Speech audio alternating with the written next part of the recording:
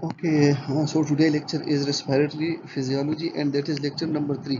अच्छा lecture number 3 में ये बात याद रखें कि आप अपने साथ एक बार पॉइंट और पेज रखें because it is too much A mathematical one and it is too much A conceptual one. ठीक है, तो इसको आप लोगों ने ज़रा गौर से सुनना है और इसको अगर आप समझे तो आपके लिए पूरी जो रिस्पायरेटरी फिजियोलॉजी है उसको समझना बहुत ईजी हो जाएगा। So let's have a start. So the first we will elaborate the various components of gas exchange. ठीक है, तो गैस एक्सचेंज में आप लोगों ने कंसेप्ट ऑफ पार्शियल प्रेशर को समझना है।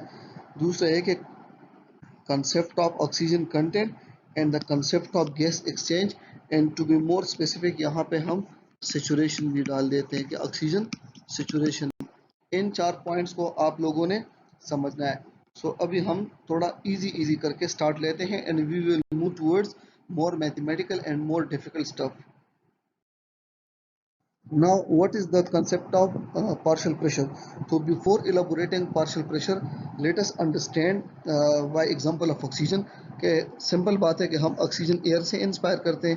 ये ऑक्सीजन फिर डेफिनेटली थ्रू एयर वेज जाता है like trachea, bronchi, bronchioles etcetera, जहाँ पे ये ह्यूमिडिफाइज होता है।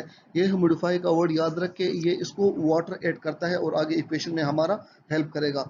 तो ये ड्राई एयर हो गया, यहाँ इसके साथ वाटर ऐड हो गया। ठीक है, then the oxygen reaches the alveoli और अल्वियोलाई से फाइनली ब्लड में जाएगा। ठीक है, सो हम इन सब को थोड़ा स्प्लिट कर देते हैं। सो डिवाइड एंड रूल, ये डिवाइड हो जाएंगे और हमारा समझना आसान हो जाएगा। So number first we will discuss oxygen in inspired air, then in the trachea, और ट्रेकिया में आपने वर्ड ह्यूमिडिफाइड यानी वाटर नहीं भूलना है, then in the alveoli and then dissolve in the blood. और डिजॉल्व इन द ब्लड के भी 2 कंपोनेंट्स हैं like arterial component pulmonary arteries में जाएगा और देन वीनस ब्लड में जाएगा। ठीक है, आगे जाके तो ये बहुत इंपॉर्टेंट है।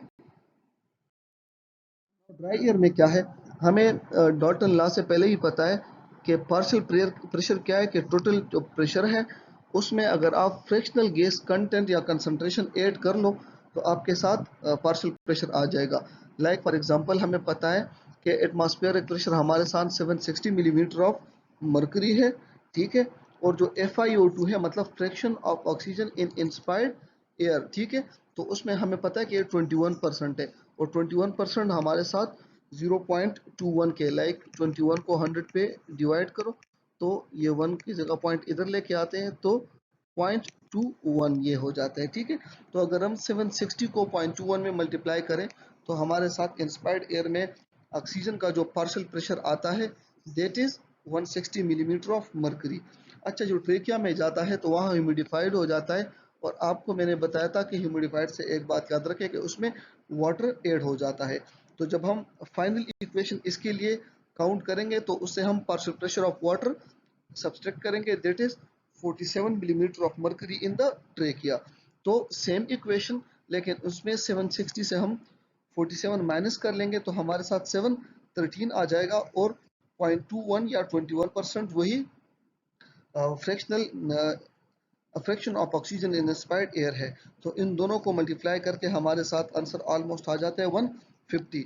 सो इंस्पायर्ड एयर में 160 millimetre of mercury is the partial pressure of oxygen और ट्रेकिया में 150 मिलीमीटर ऑफ मर्करी जो है that is partial pressure of oxygen.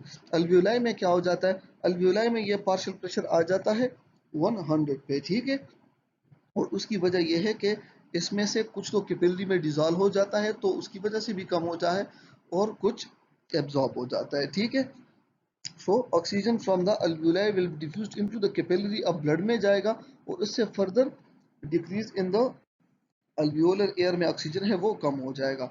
अच्छा, बाज बुक्स कहते हैं कि अल्वियोलाई और जो इसके करीब जो ब्लड वेसल्स हैं उनमें या सिस्टेमिक वेसल में almost same to same content होता है of the oxygen, partial pressure of oxygen almost same होता है। लेकिन ये याद रखें कि ये हार्ड एंड फास्ट रूल नहीं है।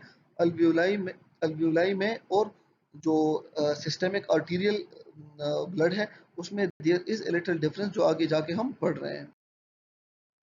ना ऑक्सीजन इन द ब्लड में आ गया तो ब्लड में हमें क्या कि oxygen partial pressure of oxygen in the systemic arterial blood so that is slightly lower then in alveoli and that is because of physiologic shunt.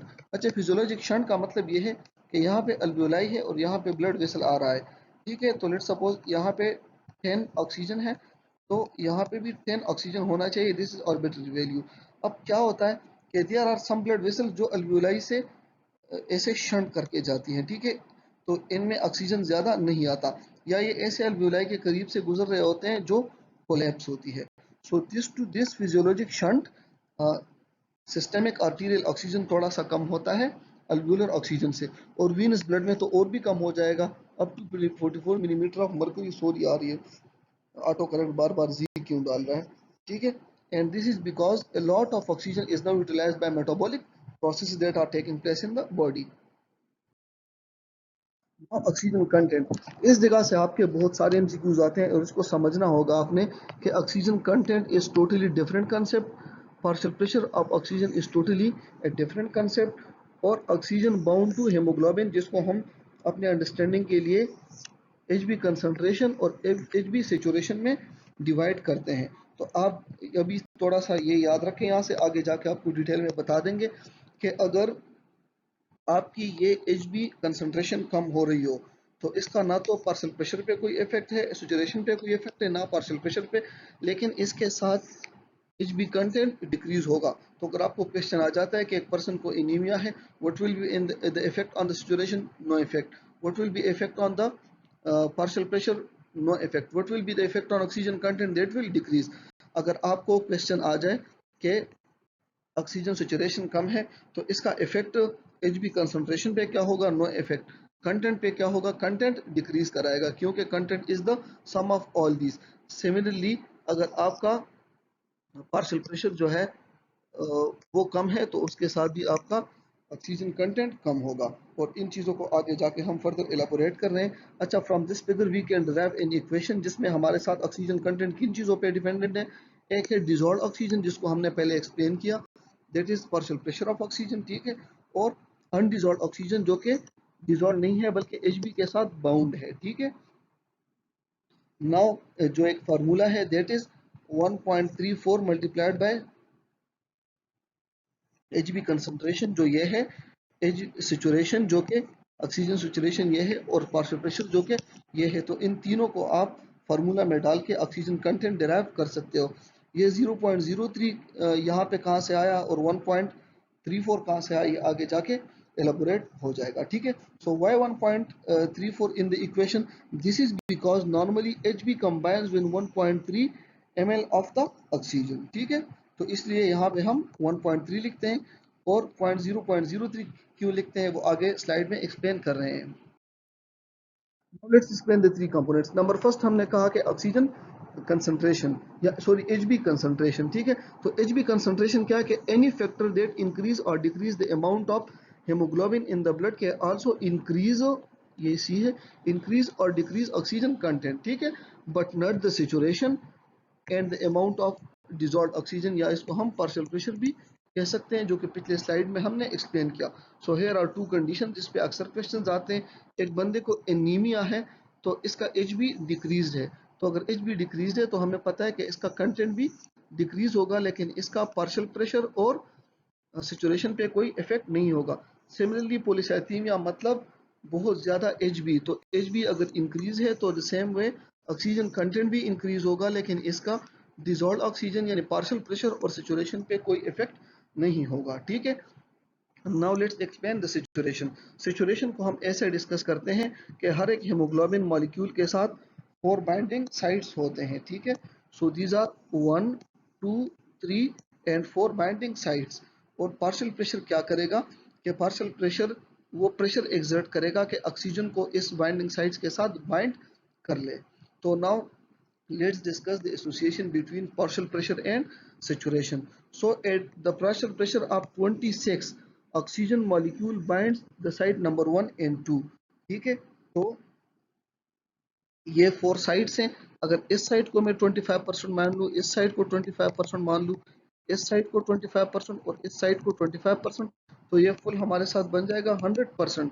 अगर पार्शियल प्रेशर ऑफ 26 जो है ये पहले दो को फिल करता है, like this one and this one, it means कि ये 25 कितना परसेंट सिचुएशन काज करेगा, 50% of the hemoglobin is saturated at partial pressure 26.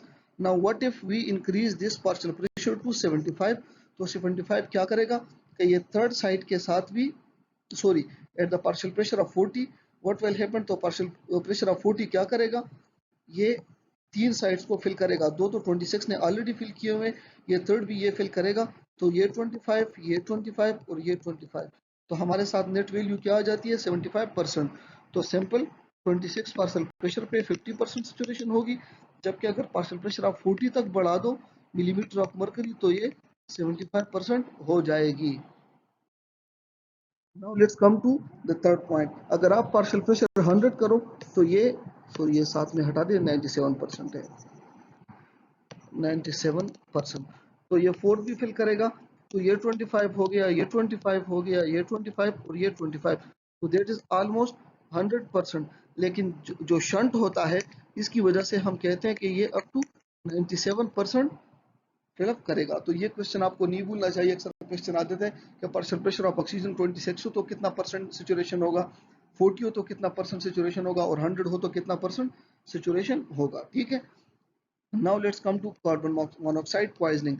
हमें पता है कि ये Hb के साथ 4 साइड्स हैं, ठीक है, और याद रखें कि Hb की एफिनिटी कार्बन मोनोऑक्साइड के लिए बहुत ज़्यादा है, hundreds of time, 200 of time more than oxygen. तो इसका मतलब ये कि अगर ये होगा तो Hb ऑक्सीजन को मुंह तक नहीं लगाएगा, वो इसको प्रेफर करेगा। तो now let's come to this example. Example क्या है, एग्जाम्पल ये है कि let suppose we have carbon monoxide, तो carbon monoxide has nothing to do with the Hb concentration, लेकिन carbon monoxide has nothing to do with the dissolved oxygen, लेकिन ये क्या करेगा, ये सैचुरेशन डिक्रीज करेगा। लाइक अगर यहाँ पे कार्बन मोनोऑक्साइड बाइंड हुआ तो सिर्फ 75% जगह ऑक्सीजन के लिए बचती है, और यहाँ पे बाइंड हुआ तो सिर्फ 50% जगह ऑक्सीजन के लिए बचती है, और यहाँ पे बाइंड हुआ तो सिर्फ 25% जगह ऑक्सीजन के लिए बचती है। इसका मतलब ये है कि कार्बन मोनोऑक्साइड जो है ये सिर्फ सैचुरेशन डिक्रीज करेगा, Hb कंसंट्रेशन के साथ कुछ इफेक्ट नहीं है और पार्शियल प्रेशर के साथ कुछ इफेक्ट नहीं, और सैचुरेशन डिक्रीज होगा तो ये वन अमंग द 3 कंपोनेंट्स है कंटेंट्स के, तो कंटेंट भी डिक्रीज होगा। इस पे अक्सर क्वेश्चन पूछते हैं, एंड प्लीज प्लीज इसको आप लोगों ने भूलना नहीं है। अच्छा, dissolved oxygen, this is the amount of oxygen dissolved in the blood, जो हम पहले डिस्कस कर चुके हैं। दैट इज व्हाई इंक्रीज और decrease in the Hb has no effect on the dissolved oxygen as explained earlier, it just depend on two factor. Number first, partial pressure of oxygen, oxygen की partial pressure ज्यादा है तो dissolved oxygen ज्यादा होगी, and solubility of the gas, मतलब solubility of the gas ज्यादा है तो पार्शियल प्रेशर ज्यादा होगी। Now let's apply the equation two dissolve. तो डिसॉल्व ऑक्सीजन हमारे साथ पार्शियल प्रेशर और सॉल्युबिलिटी पे डिपेंड करता है। तो लेट्स सपोज पार्शियल प्रेशर हमारे साथ 100 है और सॉल्युबिलिटी ऑक्सीजन की हमें पता है 0.03 है, जो मैंने आपको बता दिया कि इस 0.03 की वजह से हम उधर इक्वेशन में भी 0.03 डालते हैं। तो लेट्स सपोज ये वैल्यू हम इसमें डाल देते हैं, तो 100 मिलीमीटर ऑफ मर्करी प्रेशर पे हमारे साथ 0.3 ml of oxygen 100 ml of blood में होगा। ठीक है, don't forget it. Now the final equation हमारे साथ क्या हो गया, ऑक्सीजन कंटेंट, अभी आप लोगों को समझ आ रही है कि 1.3 क्यों लिखा है, Hb क्यों लिखा है, SaO2 क्यों लिखा है, यहाँ पे 0.03 क्यों है, और यहाँ पे पार्शियल प्रेशर ऑफ ऑक्सीजन क्यों है। Hope with this you understand the concept of oxygen content, SaO2, partial pressure of oxygen, and hemoglobin, the effect of anemia, polycythemia, carbon monoxide, and all other molecules on the solubility. Thank you so much.